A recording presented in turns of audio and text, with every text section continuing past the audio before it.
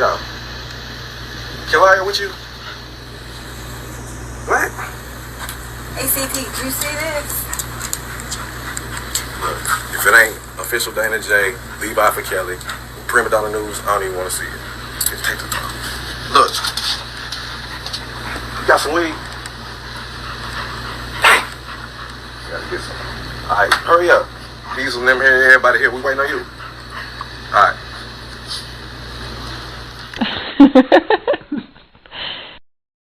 I woke up like this. I woke up like this.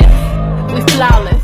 Now, Kelly's new lawyer filed the notice of motion for a new trial, claiming Kelly was denied effective assistance of counsel during jury selection and alleges that Kelly's former counsel was engaged in a conflict of interest involving one of the prosecution witnesses known as Jane.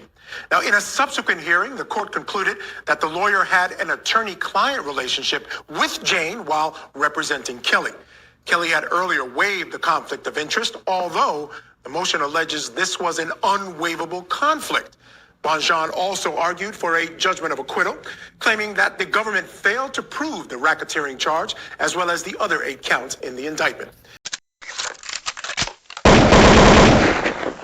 All of this, you're going to see this in future testimony, but Azrael knows where everything is. When I say the tape, she knows who's who. She knows where the bank accounts are, where the money is. She knows who's using who. Not seen what we've been trying to show you, that you've been brainwashed. But once she watched that documentary and she read the emails that I sent over to her, that he was sending to Joycelyn, telling Joycelyn the same things that he told her, hiding other tapes for Azrael, just like London on the Track's mom was doing, Cheryl, I forgot her last name, Cheryl Mack or whatever. And so I'm trying to tell you without telling you too much, because like I said, this is a federal case, and I've even helped out the feds with all the information that I've been given. So I was working with the Department, was it the Department of State? Homeland Security, one of them damn places. Homeland Security, my lawyers were to hand them over everything that we had received.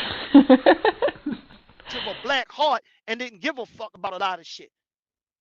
So when people don't identify, they want little. And that's why we probably grew up with so much of a black heart and didn't give a fuck about a lot of shit. So when people don't identify, they won't know. And most of these are people from seeing this shit. I watched my tell you how he got up and danced and threw shit all on the floor and act like he was looking for shit as Azrael was testifying, beating on the table and filling him with shit. They trigger points. Shit he do when he mad when they live together. And if the only people may not understand this, because they gotta come from an abusive background. They gotta come from seeing this shit. I watched my mother for years take ass whoopings for our sons. And I meant brutal when we was little. And that's why we probably grew up with so much of a black heart and didn't give a fuck about a lot of shit. It's funny how all the character flaws I brought to you are being revealed on these social media platforms. And all these people who have been on these platforms daily bullshitting with you have been enabling some of these people to get away from some of their blatant lies and manipulate the general public's common sense. But at the end of the day, as I said long time ago, let me repeat it again for the people on the slow bus.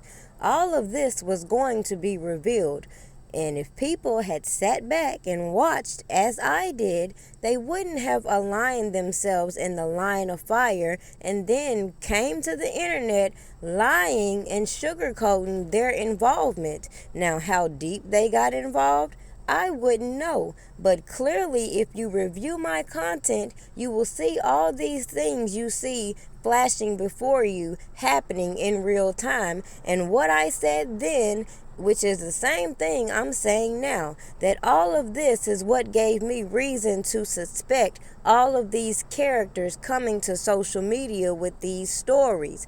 With that being said, you'd have to be stuck on stupid to not see that I'm showing you just how this involves a lot of people in the industry, whether they want to admit it or not, okay? So let me remind the people who may have missed what I clearly showed you and told you long time ago. that I was informed of this deal for his defense team that was put into place. Therefore, because I don't know the man's finances, who am I to get online and start badgering his defense team, inciting fans to badger his defense team, cause all this commotion in the midst of his trial while everybody is plotting for their business deals to go through? Then you see all these people and their business deals blow up in their face. They run to social media and you see how this is all playing out.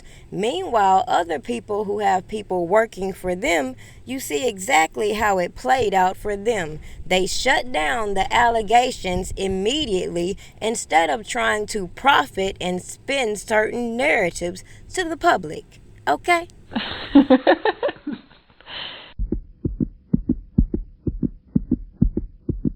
Now, of course, instead of focusing on the topic at hand, people think I'ma just keep on going over the same thing I presented to you because they're too dumb to realize the simple thing I told you 3 years ago. It was clear as day that there were many things that could have been done to nip this whole storyline down in the bud. But as you can see, even on YouTube, more people were trying to facilitate these business ventures. They were trying to solidify these backdoor deals. And whatever they had worked out, I really didn't give a shit about. I had one specific message to prove to you everything that I said had reason and should not be attached to people playing with your emotions.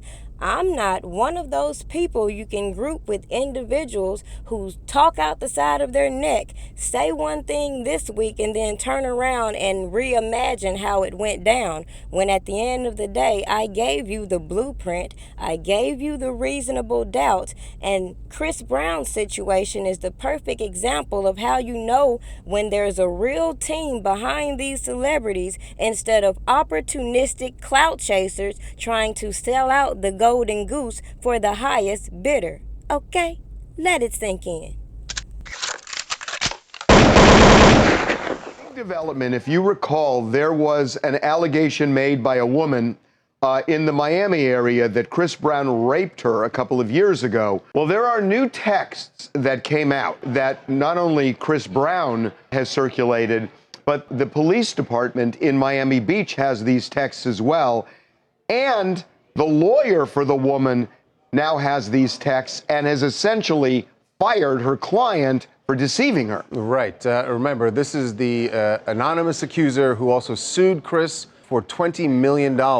But as Harvey just said, her attorney says the client did not give her all of the information, this information that has just now come out, these text messages that started the day after their encounter and continued for several months. In some of the text messages, this is just one of them, where the woman says to Chris, "You are honestly the best blank I've had. LOL, I just want it again." And missing you. And, right. And then at the end there, you can tell that Chris is not replying, and she seems rather angry at him or frustrated that he's not replying. And then she says, "You told me to stay, and then you're going to try to play me. That's crazy. I didn't deserve that, but you definitely got it." Now, we should also say, and we're not going to show you this, but there were some pretty graphic images, photographs that she took of herself. Nude that selfies. she sent to Chris, and it just doesn't add up when you hear the allegation, and then the next day she's saying, "I crave what you had, and I miss it, and I want it again." And so what happened? After this happened in December 2020, and then at some point in the next few months, she moves to LA and is still in touch with Chris. He did respond to her at times, but it doesn't appear they ever met. And as you saw in that, after the first encounter. Yeah, after that first encounter, and that's why you saw she was getting annoyed that Chris was not responding to her. She did leave him a voicemail, and Chris himself posted, I guess this is a friend of his, playing the voicemail. He posted this on his social media. Here is what the voicemail that she left him says. You're giving me mixed signals. You're like reading messages and stuff, and you haven't blocked me yet, so I'm guessing you don't hate me. I just want to see you again. I mean, just answer the phone and you just hung up. Like, just let me know, like, if you want me to leave you alone, I definitely would, but I really just want to again. Yeah, this is completely different from what she had alleged in 2020. Remember, you guys, she had claims that he had drugged her and pulled her into a room on a yacht and had then raped her. But now, after hearing these voicemails, to seeing these text messages, like you said, Harvey, there was nude photos that she was sending for several months after this incident had happened. It paints a completely different story, that this was a consensual matter and she was actually asking for even more and had praised him and was practically begging for more interactions with him. And Chris has posted that he feels vindicated and actually had hinted that he is going to now take legal action, which, by the way, her attorney confirmed that these are all her and that all these texts, these voicemails were in fact her client. And like you guys had mentioned, this attorney is now ditching this case, saying that she did not know that about any of these text messages or proof and saying goodbye. And had asked about, is there any information like this? And she had initially said, no, it auto deletes after a year, so I don't have any of these, and I never did anything like this. And then, according to the lawyer who I spoke to, the lawyer said, and then she finally fessed up when we got hold of the emails, because what we found out is, now look, the Miami Beach Police Department has been investigating this as a criminal matter, a rape case, a rape investigation against Chris. And, you know, one of the things that we're told is that he was losing business, he was losing entertainment possibilities because of this. After the accuser filed the lawsuit. And so Chris's lawyers last week sent these text messages over to the Miami Beach PD. We've called Miami to find out, what are you going to do now that you see these, you know, texts? We have not heard back from them yet. But on the civil case, she's now without a lawyer. I don't know if she's going to get one. On the criminal side, we will wait and see, but it seems highly improbable they are going to continue this investigation. If she doesn't have an attorney, does the lawsuit, I mean, she has she to can file always to drop the lawsuit? She can represent herself. I mean, or does Chris need to file for a motion to dismiss this? Or? Well, Chris may file for that motion to dismiss. That's a hard thing to do, because if you file a motion to dismiss, if there's any triable issue of fact, the judge isn't going to grant the motion to dismiss. And the judge could say, well, I don't know what's true and what's not true, but I have a feeling this thing blows up, you know, given all these text messages on both the civil and the criminal side.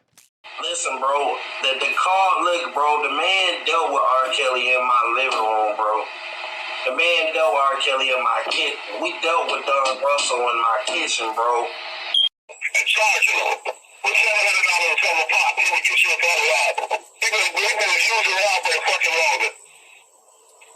All this shit about somebody. I'm putting all his music out and making that public. I'm telling you this right now. I'm putting his music, his videos, full pay. People reading for profit. We know what they're going to cost, and we have to raise money from them.